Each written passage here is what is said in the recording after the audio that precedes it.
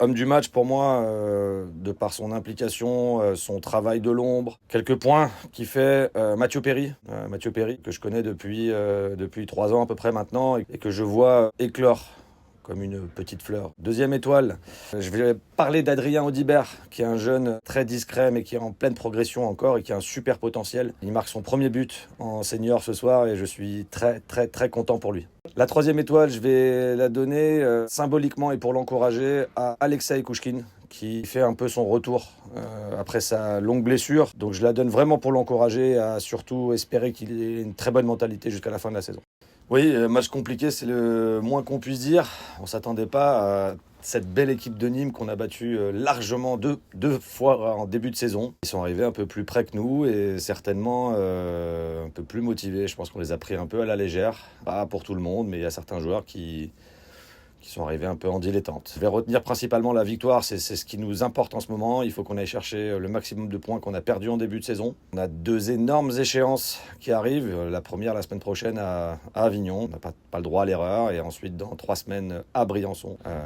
Ces 3 points, ils font du bien, même si ça a été très très dur, notamment physiquement. Et moi je crois non seulement aux playoffs, mais plus aussi. Je crois qu'on a une équipe avec un groupe composé de jeunes et de moins jeunes qui ont de l'expérience, du talent, du patin et en plus, comme le soulignent la plupart des joueurs, un bel esprit d'équipe, une belle ambiance et je pense qu'on peut faire quelque chose si tout le monde s'implique un tout petit peu plus à l'entraînement, ne serait-ce qu'en venant tout simplement, parce que vraiment on peut faire de très belles choses et oui, j'y crois.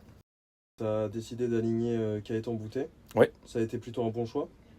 Oui, j'en suis convaincu. Gaëtan Boutet, il est en progression.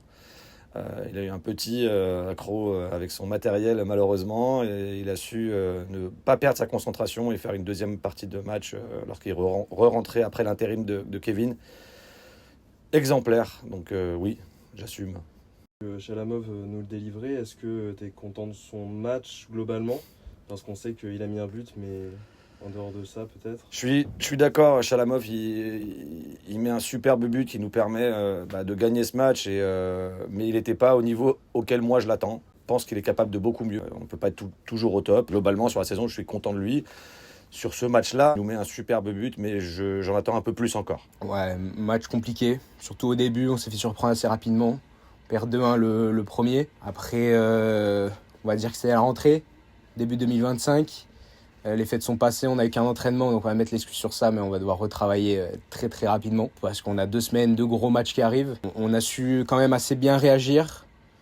On a un bel esprit d'équipe, j'ai trouvé sur ce match. On a super bien travaillé, soudé, et on arrive à aller chercher la victoire dans les derniers instants. Et c'est ça qui compte, c'est les 3 points qui comptent.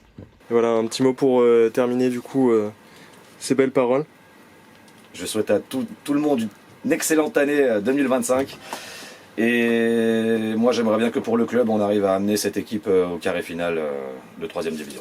Et en D2. Et en D2. Merci, coach Papa. Avec plaisir.